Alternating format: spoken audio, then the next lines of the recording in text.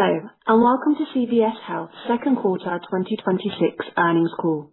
We ask that you please hold all questions until the end of the prepared remarks, at which time you'll be given instructions for the question and answer session. As a reminder, this conference is being recorded today. If you have any objections, please disconnect at this time. I would now like to pass the call over to Larry McGrath. Larry, please proceed. Good morning, and welcome to the CVS Health second quarter 2026 earnings call and webcast. I'm Larry McGrath, Executive Vice President of Capital Markets at CVS Health. I'm joined this morning by David Joyner, Chair and Chief Executive Officer, and Brian Newman, Chief Financial Officer. Following our prepared remarks, we'll host a question and answer session that will include additional members of the leadership team. Our press release and slide presentation have been posted to our website, along with our Form 10-Q filed this morning with the SEC. Today's call is also being broadcast on our website. During this call, we'll make certain forward-looking statements.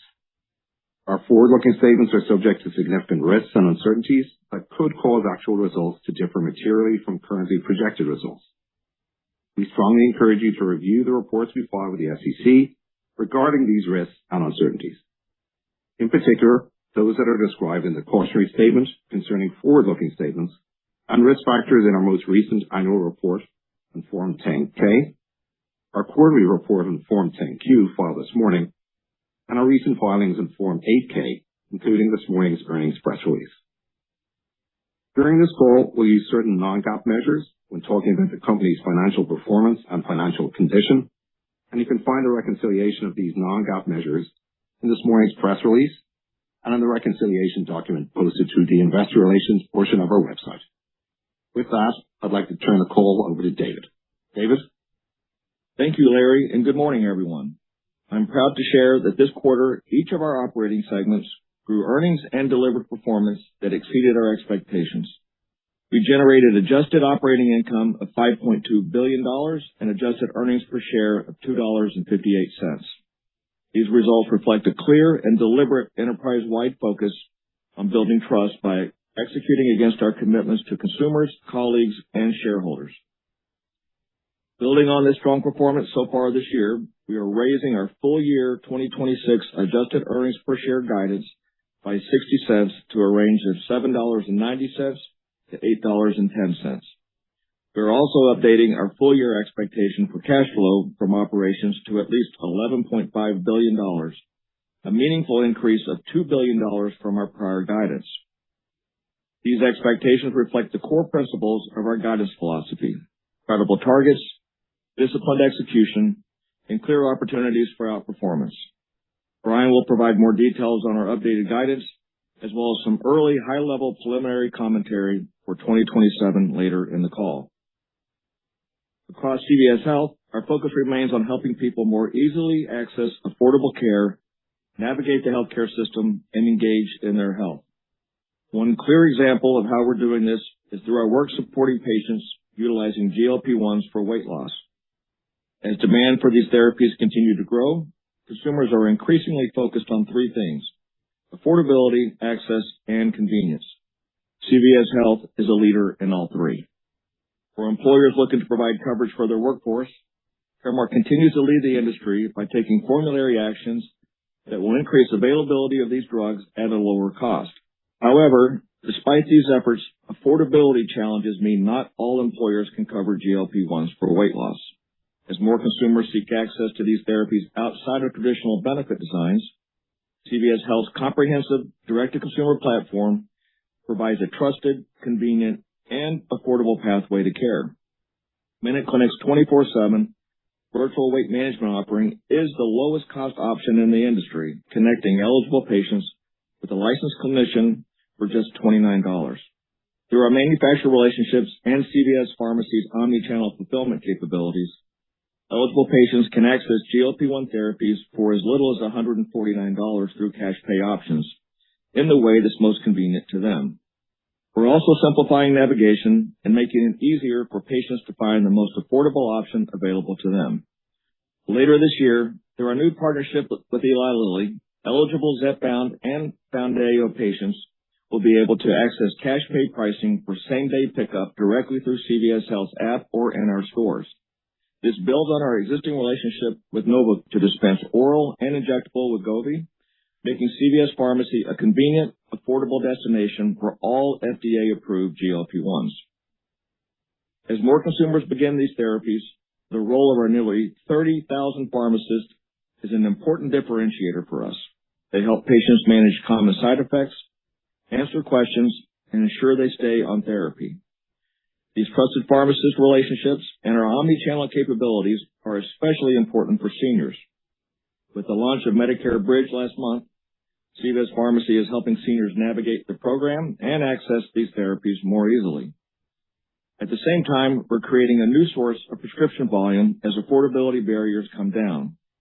Across CVS Health, we are best positioned to improve affordability, expand access, enhance the consumer experience, and capture the opportunities ahead, regardless of how consumers choose to access GLP-1s.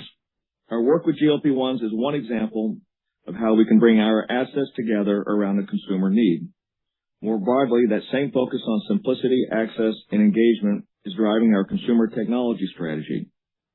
Last month, we began the targeted launch of our Health 100 platform, including HIO, our new AI-powered assistant. HIO is designed to simplify the consumer experience and help people engage more effectively in their care journey.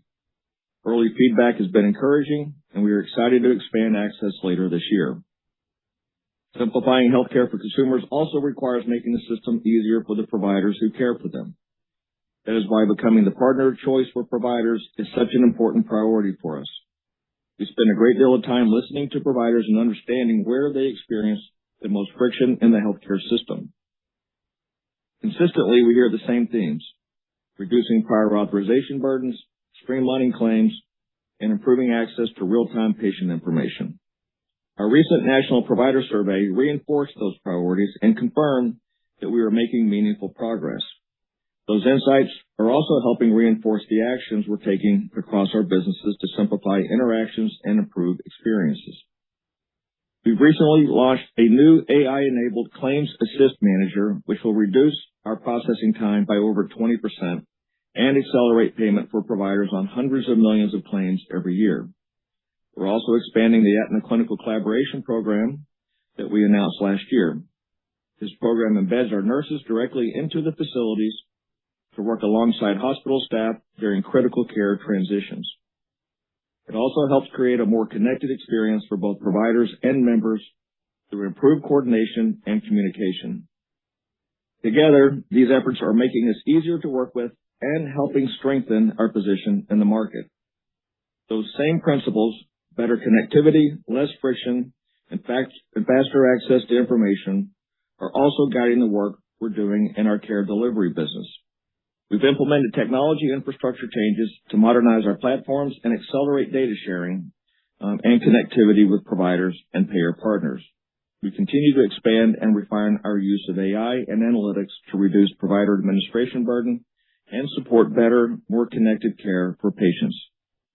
This includes appropriate use of AI to analyze over 1 billion pages of clinical records to enable more personalized and coordinated care. As we drive towards improved performance in this business, technology enhancements such as these are instrumental in positioning us for long-term success. Across these efforts, we're building capabilities that further differentiate CVS Health in the marketplace. While we position ourselves for the future, we're not losing sight of the need to deliver best-in-class performance across each of our businesses. At Aetna, we put an industry-leading team in place, and the deliberate, coordinated actions we've discussed over the last 2 years continue to improve both our results and positioning. We're strengthening our clinical programs, improving the way we operate, and maintaining a disciplined approach to cost management and pricing. What you see now is the cumulative impact of these actions starting to come through clearly in our results. So far this year, we've delivered more than $2 billion of year-over-year improvement in adjusted operating income, reflecting both our commitment to restoring this business to its full potential and the consistency of execution behind it. In our Caremark business, we've been leading the transition towards greater transparency for several years, especially at the pharmacy counter where consumers can feel the impact of high-priced drugs. With recent legislation and regulatory developments, including our proposed settlement with the FTC, we expect the transition to net cost price models to accelerate while preserving the value PBMs deliver to clients, members, and the entire healthcare system. Our teams remain intensely focused on executing this transition. At the same time, we continue to build on the strength of CVS Specialty, the leading specialty pharmacy in this country. Success in this critically important, fast-growing category requires the ability to bring together clinical expertise, data and analytics, and personalized engagement to support complex patients across their full therapy journey.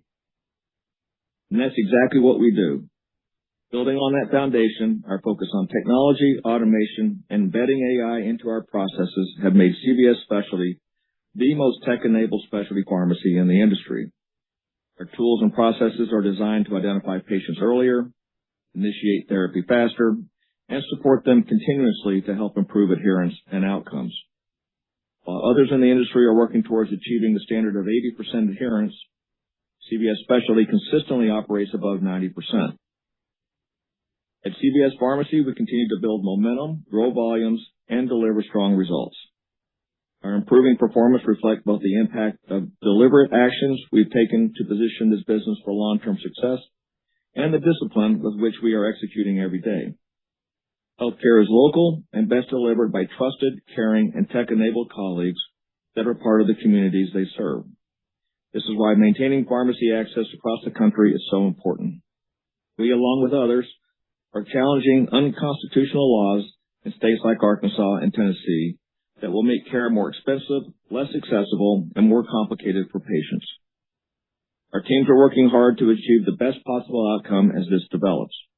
At the same time, we are strengthening our omni-channel and engagement capabilities to meet consumers where they are, creating more seamless experience across our stores and digital platforms.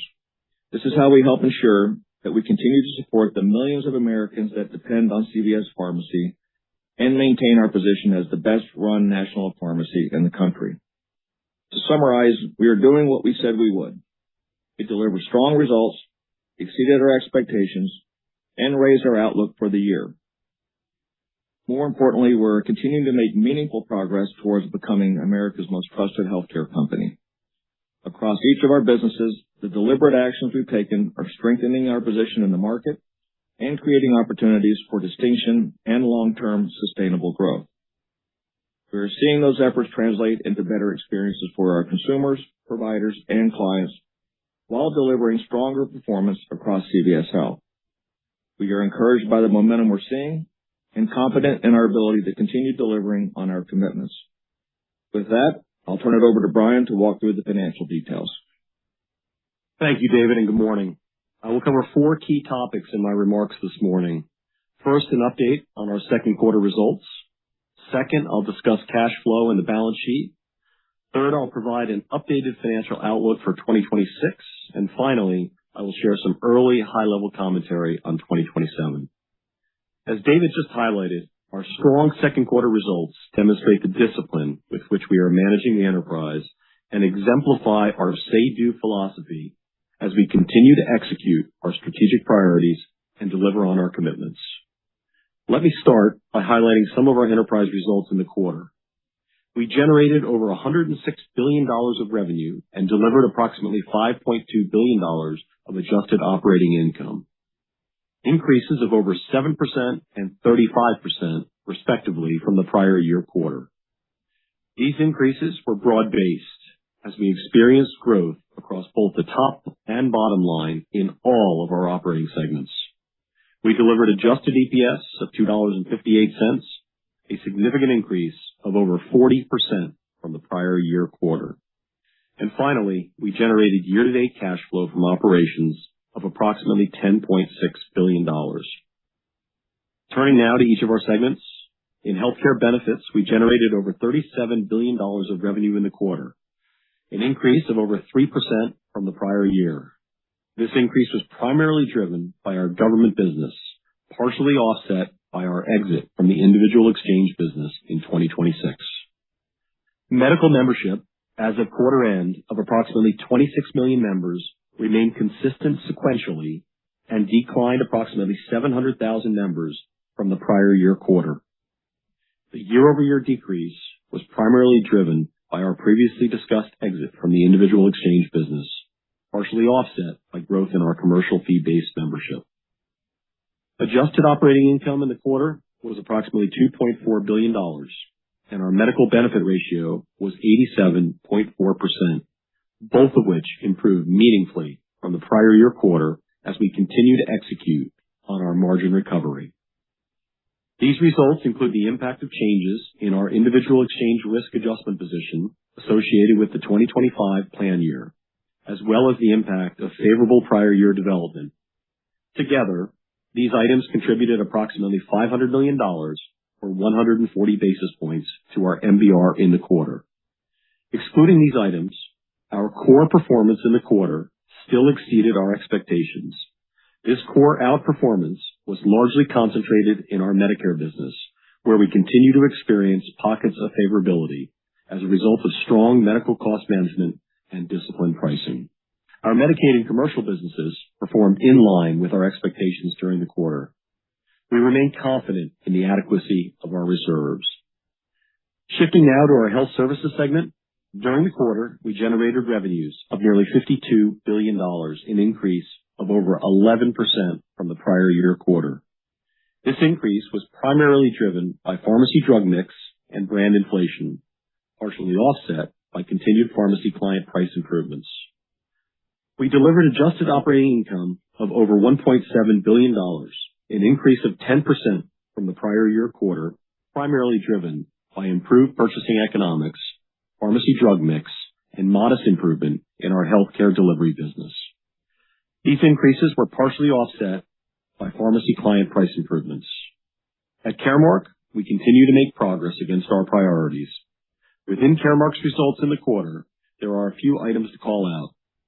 We experienced some pressure in our 340B business as the environment for this program remains dynamic. We also experienced a pull forward of value previously expected to occur in the second half of the year. After adjusting for the pull forward, our underlying results were in line with our expectations, as outperformance across the broader Caremark business, including higher specialty generic penetration rates, offset the pressure in 340B. We are encouraged by our continued progress in our healthcare delivery business, which performed in line with our expectations during the quarter. Total revenues grew nearly 23% compared to the same quarter last year, primarily driven by Oak Street Health. Our pharmacy and consumer wellness segment delivered an exceptional quarter and continues to build momentum.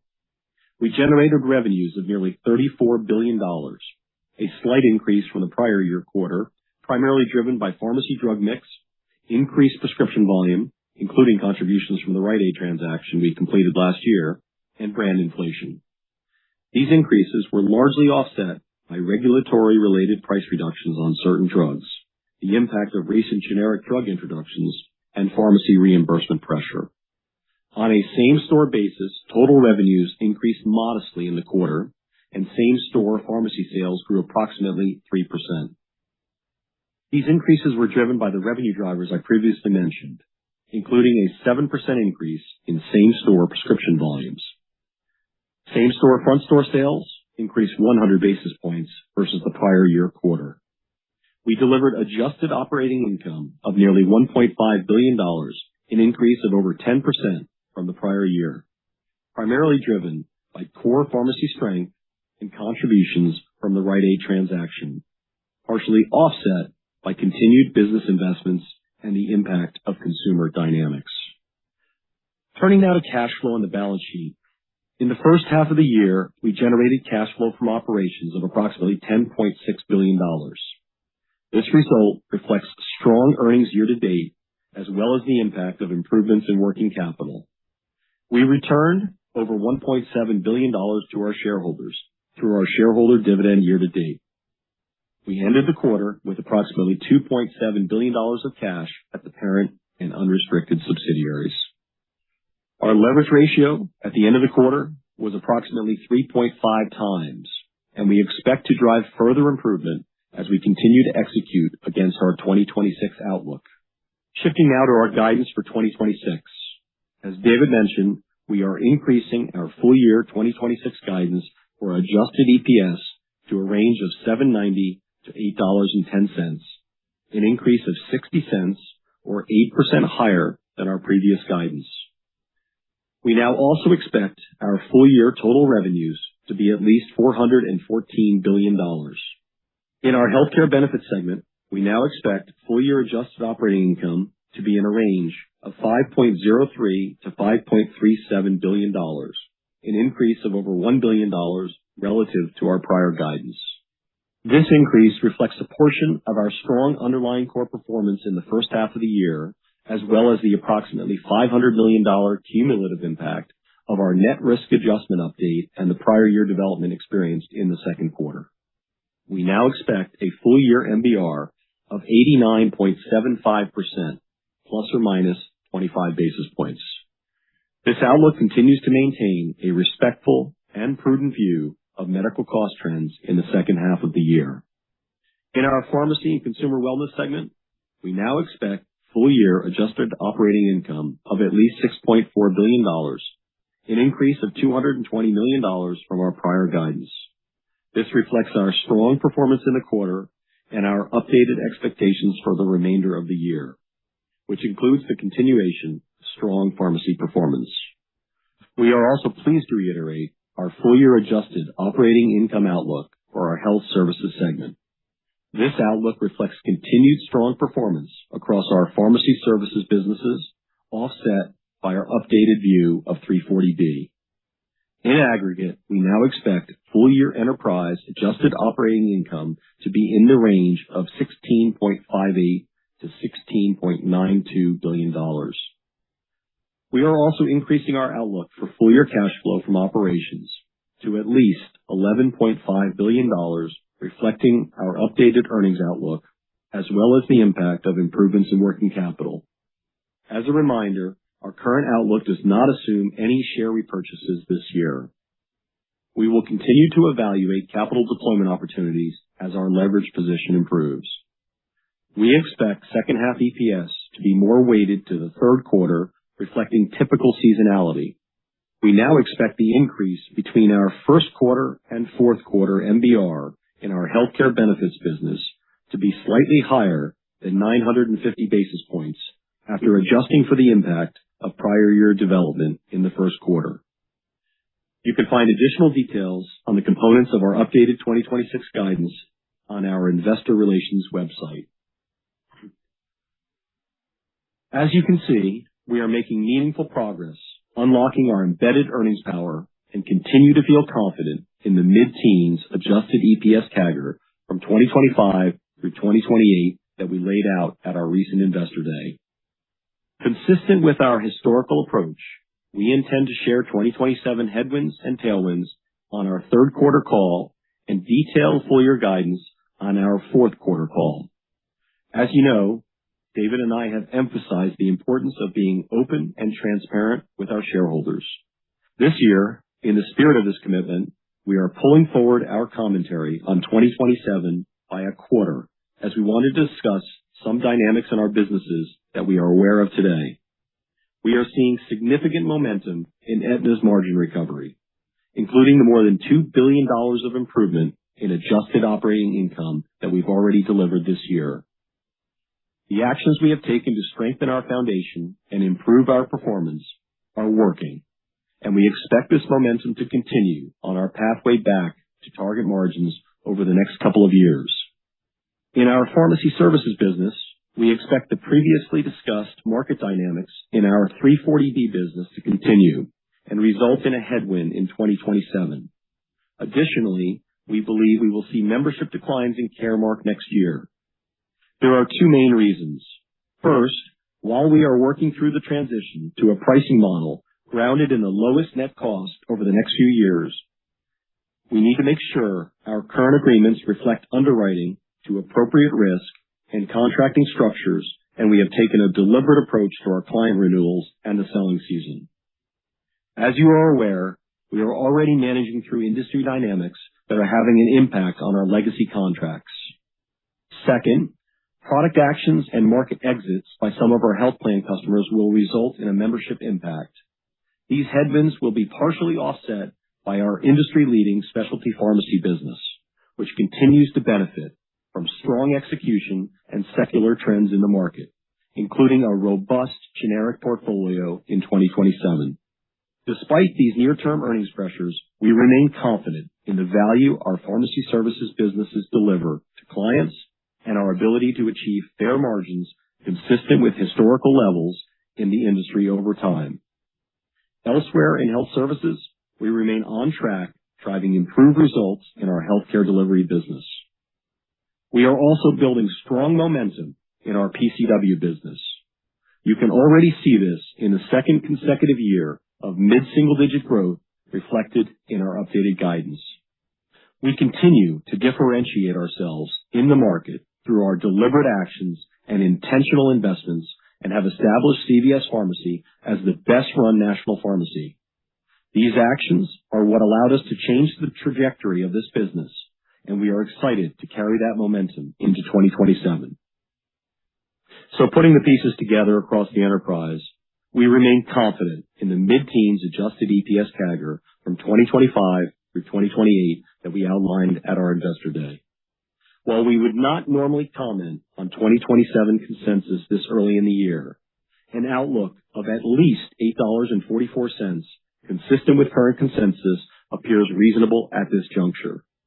This represents EPS growth of about 13% off an adjusted baseline of $7.46.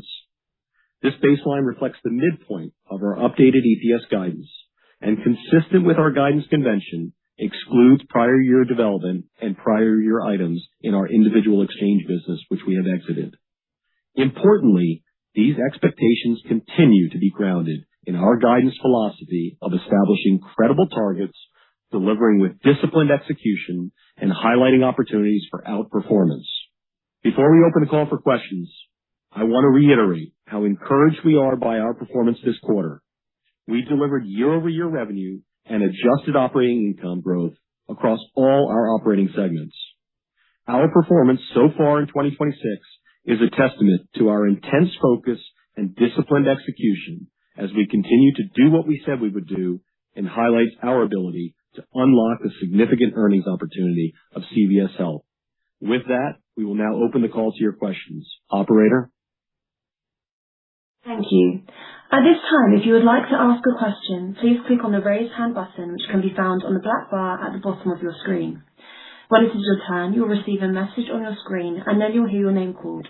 Please accept, unmute your audio, and ask your question. If you're calling in today, *9 will activate the Raise Hand feature, and *6 can be used to mute and unmute your line. We ask that you please limit yourself to one question this morning. We'll take our first question from Michael Turney with Leerink Partners. Please unmute your line and ask your question. Good morning. Thanks for taking the question. Really nice job on the quarter. If we could, I'd love to dive in a bit more to the headwinds and tailwinds you discussed on a preliminary basis for 27, in particular around HSS. As you think about the dynamics of managing to some level of growth trajectory, how do you feel about the opportunities, whether it's conversion on formulary, whether it's especially dynamics that are within your control, and how do you think about the pathway forward to offset and mitigate, in particular, the 340B headwinds, given that it does seem to be a moving target within DC right now? Thank you. Thank you, Michael, and appreciate the comments on the quarter. I'm going to do this in two parts. I'm going to have Brian give you kind of the broader financial view of the HSS, and then I'm going to have Graham give some color commentary on some of the specifics that you asked. So, Brian. Thanks, David. And Mike, thanks for the question. And I'll take you back to Investor Day, and we always saw multiple pathways to achieving our target of a mid-teens EPS CAGR. And I think if you look at this year, Mike, based on the strength of our performance across the enterprise, we remain very confident in our commitment through 28. So at a high level, that 25 to 28 remains intact. And well, I think it's too early in our planning process for specifics on 27, given some of the dynamics that we're seeing early in the year. We just wanted to provide some commentary and pull forward the conversation by about a quarter. So I would reiterate, confident in our ability to generate highly attractive earnings growth at the enterprise level next year in 27. I think a reasonable floor, Mike, for 27 for adjusted EPS could be 8.44. and that's obviously consistent with current consensus. It would imply an EPS growth rate for us of about 13% off of that adjusted baseline of 746. And just to remind you, the baseline reflects the midpoint of our updated EPS guide, and then consistent with our guidance convention, it excludes prior year development, PYD, and any prior year items in our individual exchange business, which we've exited. So one thing I think, Mike, also worth emphasizing is the strong cash flow generation of the enterprise. It was demonstrated again this quarter. We continue to strengthen our balance sheet. And as a reminder, we've only reflected the offset of dilution in our long-term expectations. So the expectations continue to be grounded in a guidance philosophy of establishing credible targets, delivering with disciplined execution, and highlighting opportunities for outperformance. Prem, do you want to talk more about the dynamics within the business? Yeah, thanks, Michael, for the question. Thanks, Brian. Just a couple of things, right? So we highlighted, two pressures that we're seeing right now. One is from 340B and one is from the selling season. So on 340B, we're confident in our 26 guide for health services due to the broader strength across the business. I'll talk about that in a second, but we did experience some pressure from 340B in the quarter and now expect that to be a headwind as we go into next year. With respect to the selling season, recall last year we had an incredible selling season where our pipeline was very active. We had over $6 billion in new sales from last year, for this year. That's meaningfully above our historical average. As we went into 2027, we took a disciplined and prudent approach to the selling season to ensure that we had the right underwriting and contracts in place for the new business and renewals that we had. And at this point in the year, we're trending to a retention rate that's slightly lower than our historical performance, but more consistent with industry norms. And, I'd say the second part of the selling season that's dynamic at this point is really around how our health plans are handling the selling season and as our clients continue to assess the markets in which they operate, and that could also have implications on our membership. And your question on how we plan on offsetting it. Look, I think we have a tremendous specialty pharmacy business that continues to perform exceptionally well. When you talk to our PBM customers, they're focused on the things they've been focused on for many decades, what they expect out of us, which is how do we help them lower the cost of goods for the memberships that they serve. And so our specialty pharmacy business and specialty generic pipeline is areas in which we continue to have very high generic adherence as well as generic dispensing rates that's creating value for our customers. And secondly, we continue to create innovative solutions like Cordavis, where we launched a biosimilar, and that's generated over $1.8 billion of savings on just Humira for our customers. So we continue to be focused on our clients' needs. And last I checked, the industry, the brand trends and brand inflation continue to be really high. And so we're focused on managing the trend for our clients, reducing the cost for our clients. And we think by doing that, we'll continue to deliver value for our customers. And we really do believe the ability to maintain margins with historical levels is how we see this business. In this industry, it's been durable over the long term, and we continue to believe that's the way this will be as we go forward.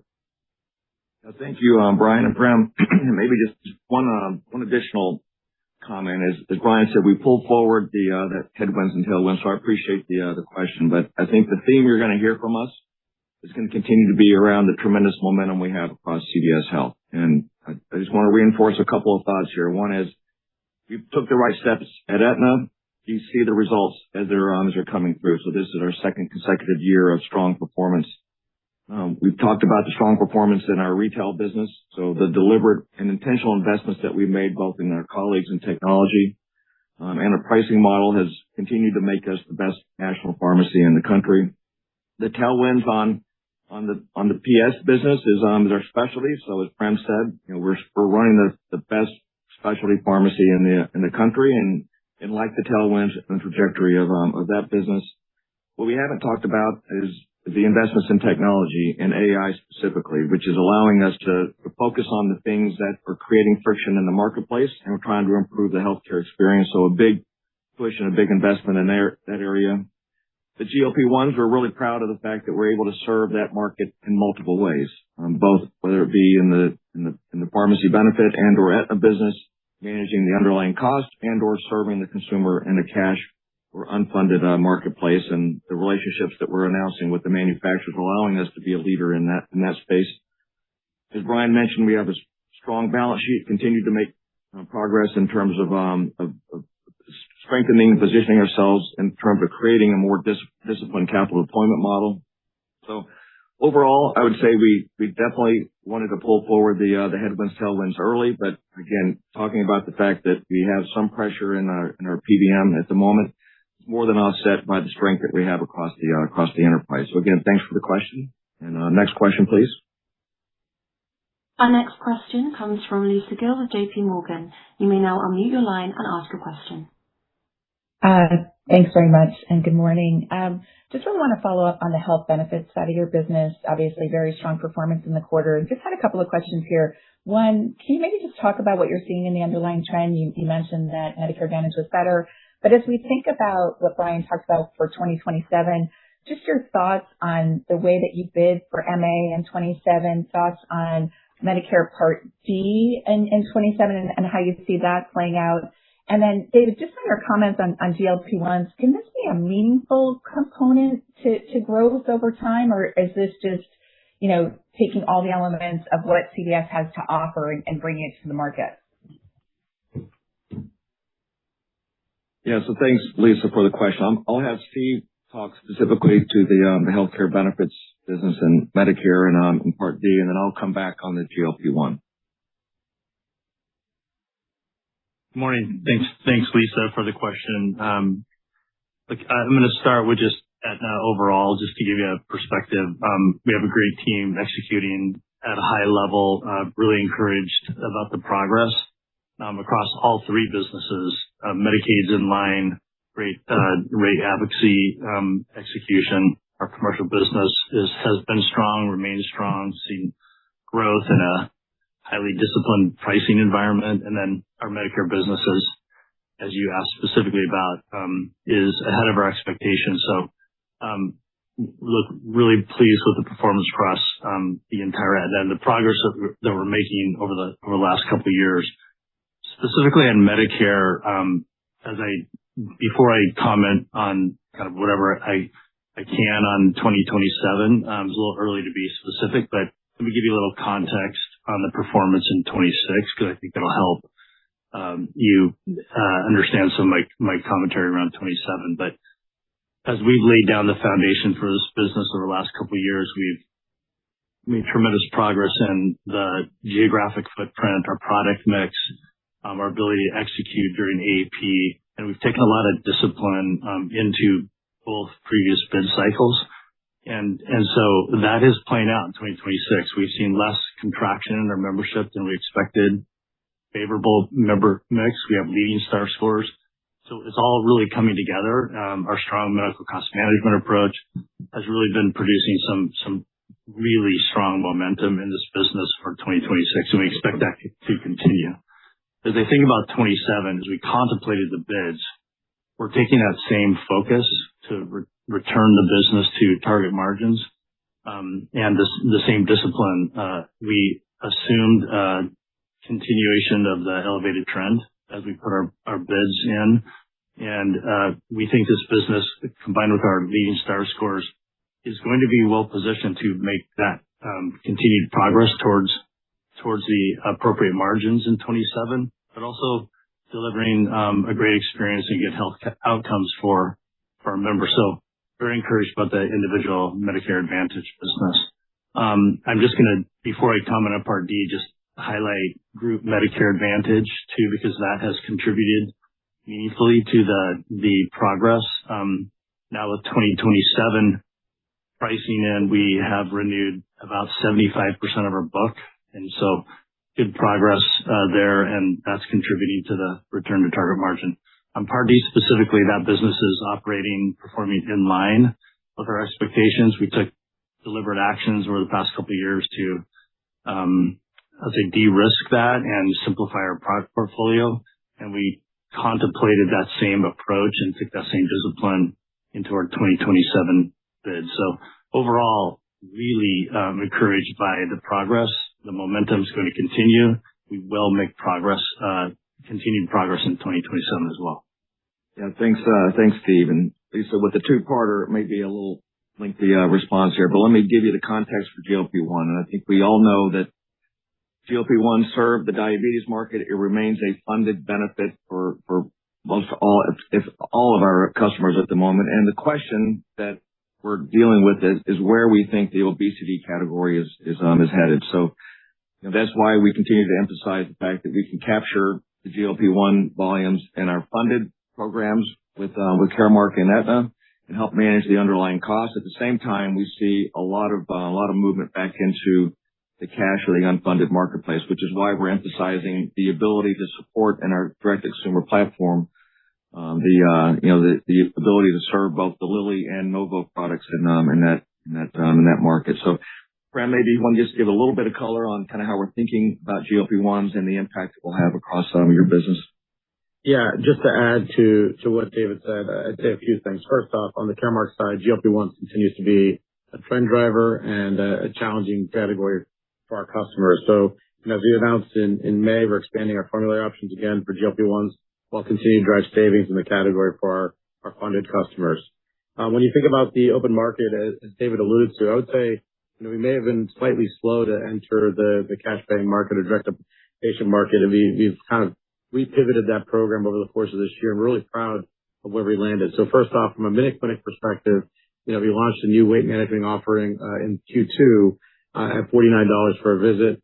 We're announcing now that we're going to reduce the price of those weight management offering or weight management visits to $29 as we go forward. And secondly, and those visits are available 24/7 across the country or in our hundreds of MinuteClinics that we have across the country. So you can get access to that in either way.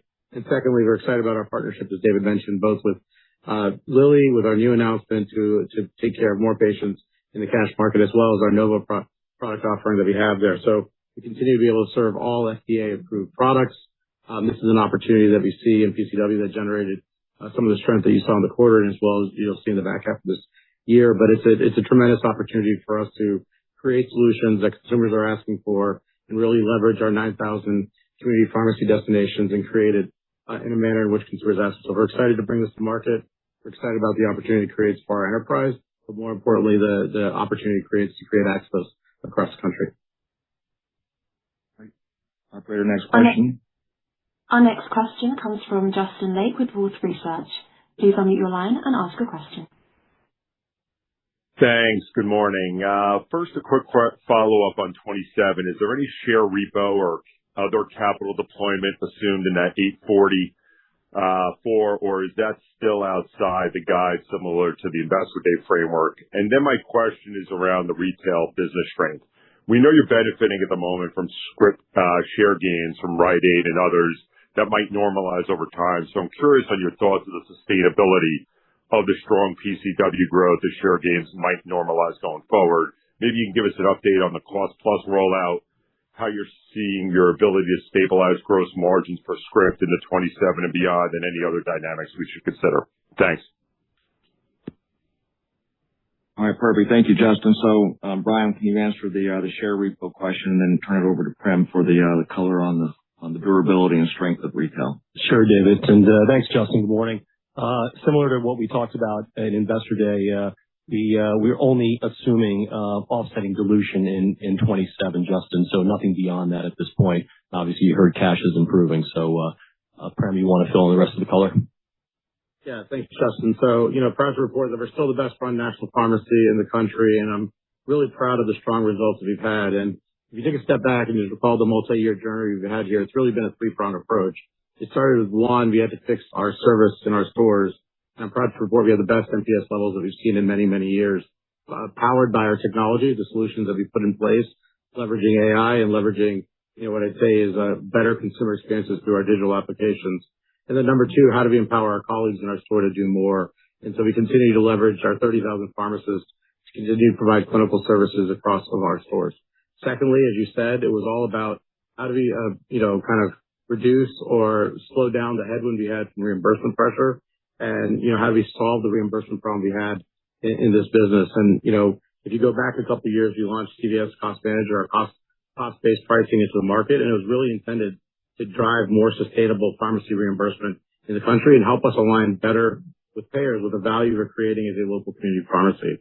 If you take a step back from that and you think about what it is that we give to payers, first and foremost, it's our industry-leading cost of goods that we pass through them, and we continue to drive improvement for them, for our payer partners. And they've benefited from this industry-leading cost of goods in a quicker way in terms of the way that cost manage works. This is also helping us get to a more consistent margin profile in this business.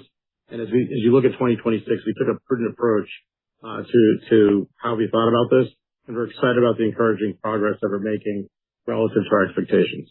Lastly, as you said, we've always driven script growth in this business above market levels. Obviously, the Rite Aid was an incremental tailwind as you think about this year and the first half of this year.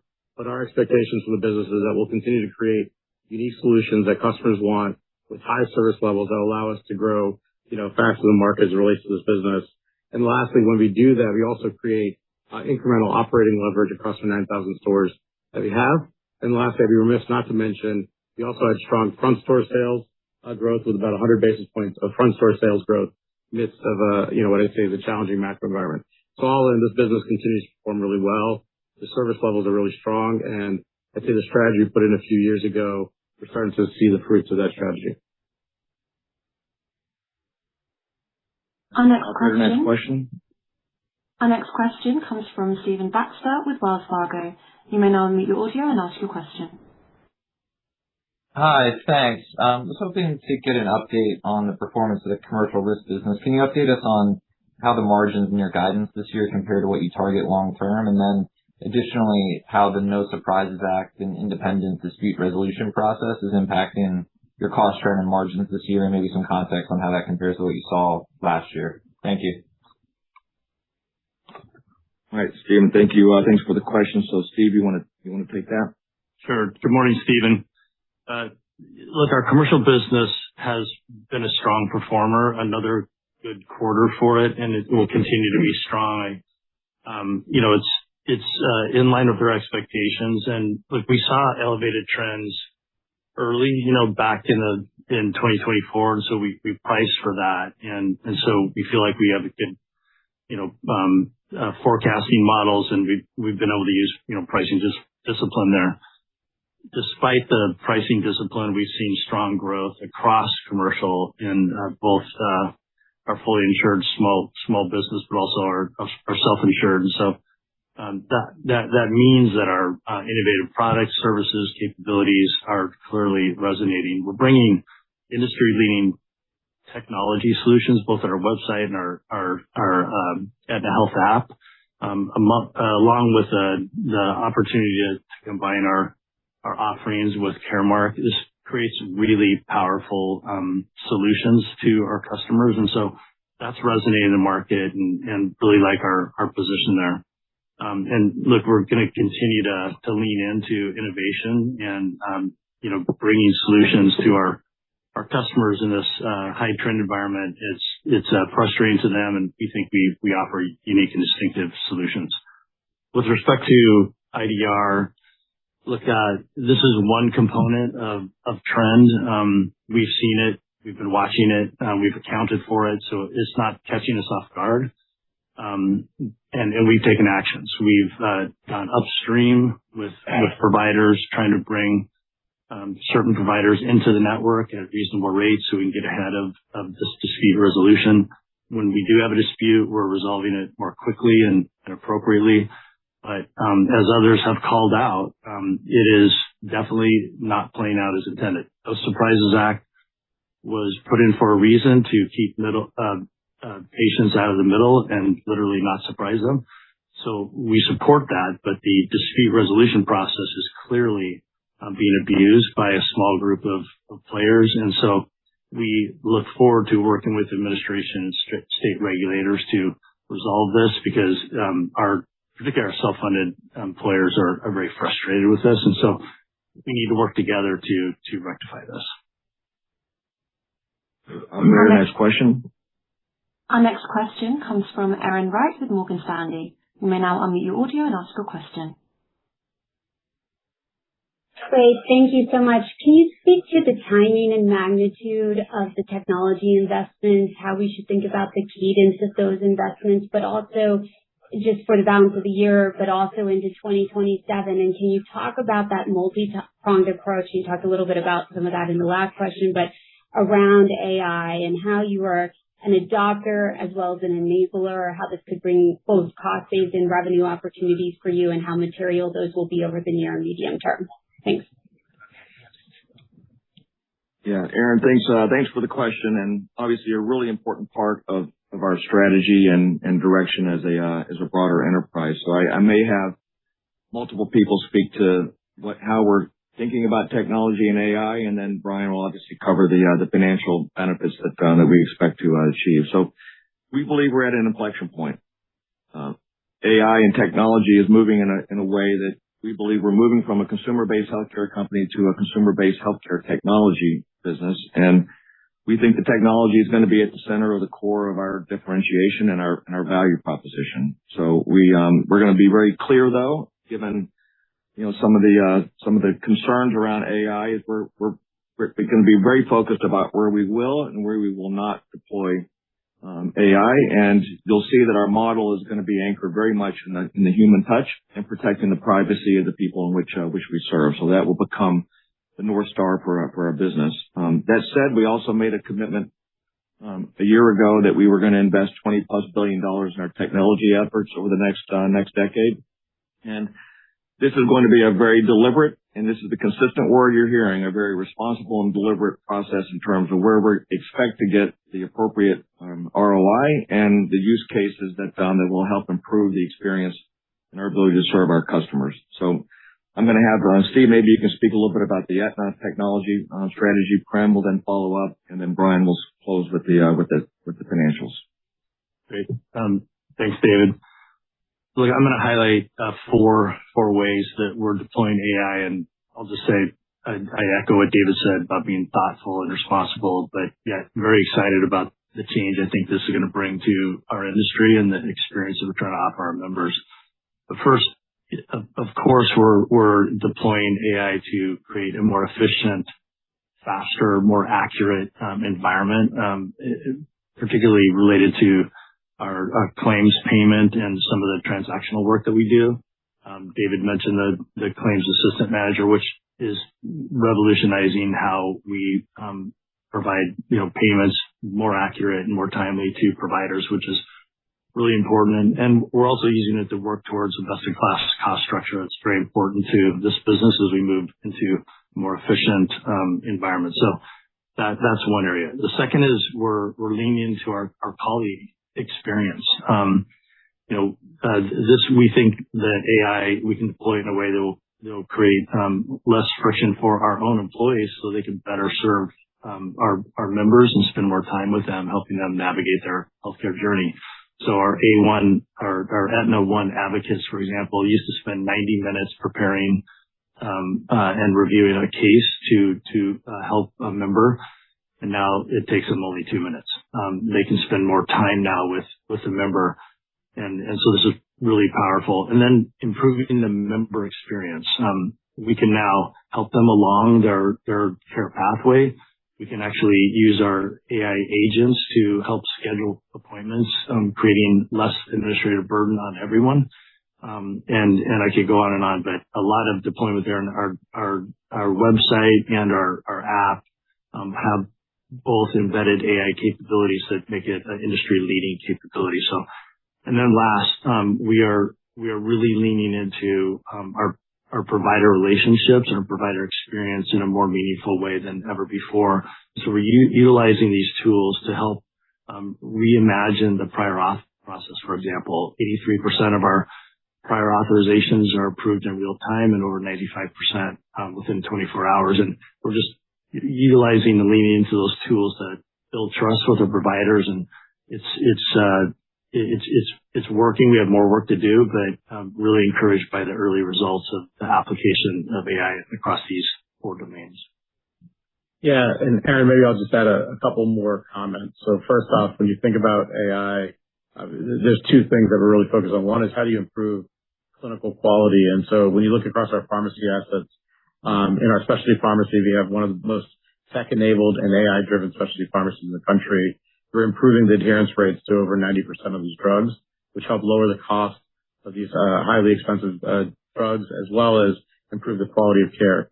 Secondly, in our retail pharmacies, we leverage AI in our STARS programs to help improve adherence and other things as well there to have the operational and the clinical benefit as relates to that.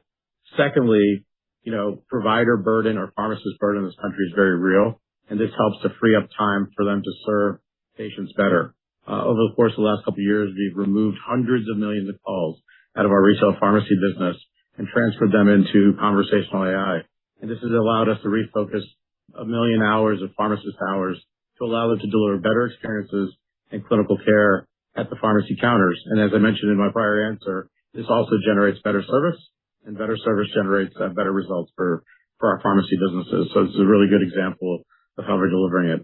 And then lastly, I'll say we think we have a unique opportunity, as we announced at Investor Day, with Health 100 to create a unique solution that integrates across any pharmacy, any provider, any PBM, et cetera, that we can bring into the marketplace that really allows all consumers across the country to benefit from the integration of what we're bringing together and what we can bring to market. So those are a few extra ways, along with what Steve said, in terms of how we're leveraging technology and AI. Brian, over to you. Thanks, Prem. Thanks, Aaron, for the question. I'll just wrap with a couple of thoughts. And as you heard from Steve and Prem, we're deploying AI across the enterprise, and ultimately it's enabling us to serve consumers in what I think is a more effective and differentiated way. But it's also showing up as real improvements in our operations, and it's helping ensure we're best in class across the business segments. So over the last few years, as David said, we've generated actually some significant savings, over $1 billion in OpEx savings reductions, and that's through the focus on both technology efficiencies and ultimately AI. So we're committed to continuing the investment across businesses as I think about AI and emerging technologies, ultimately to improve the health of the consumers, and we'll keep you updated. But that's it. All right. Thank you. Operator, next question. Our next question comes from Andrew Mok with Barclays. Please unmute your audio and ask your question. Hi, good morning. I wanted to follow up on the 340B headwind. I believe this is the first time you've called this out since 2024. So I'd love to better understand what's driving the incremental pressure now. Is this driven by claims penetration, manufacturer contracting, or reimbursement changes? And can you help us understand what's coming in better this year within HSS to offset the headwind? Thanks. All right. So Prem, I'll let you take the headwinds, and Brian, you can cover the financials. Yeah, Andrew, thanks for the question. And if you take a step back, 340B is a critical program that supports care for underserved populations, and we have a long history of supporting the program and supporting health systems. And so if you think about the environment, it's a dynamic right now. Pharma manufacturers are imposing restrictions on covered entities that led to some of the impact that we're seeing in the second quarter. That was, as I said earlier, fully offset by broader Caremark performance. We're closely monitoring this environment, and we continue to work with CEs to navigate the program dynamics.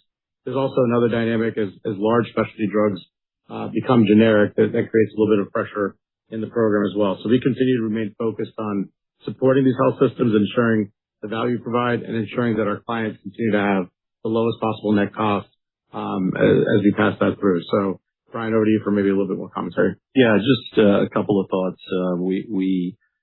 We continue to feel confident in our full year outlook for HS. However, as we discussed, we do expect 340B pressure to be a headwind next year. Just like we offset it this year, we don't split out the various value pools in Caremark, but I've given you a floor from an EPS perspective for the enterprise for 27.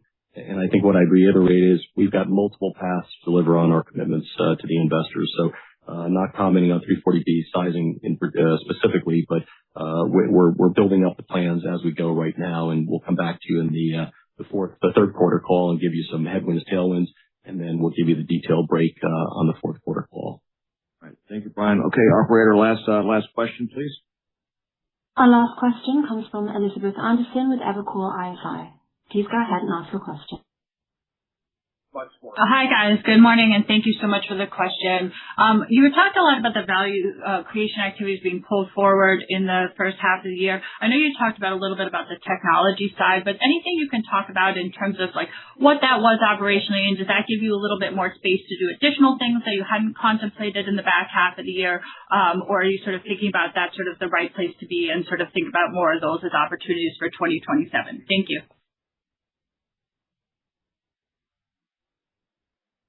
Yeah. Okay. Elizabeth, I'm going to have Brian kind of speak a little bit about the timing of and the performance this year. I just make sure I understand the question correctly. This is about the technology and cost takeout, or is it the investments in some of the innovation? Both. Okay. All right. So Brian, you want to just take the timing?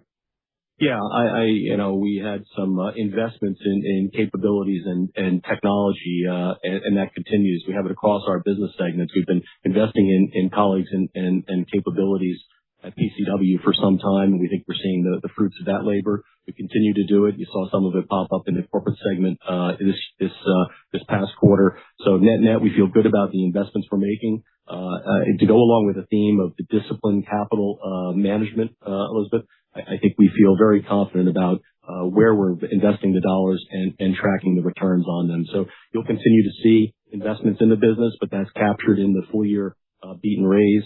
And obviously, we put a floor on 27, so we have the investments that we've modeled in there.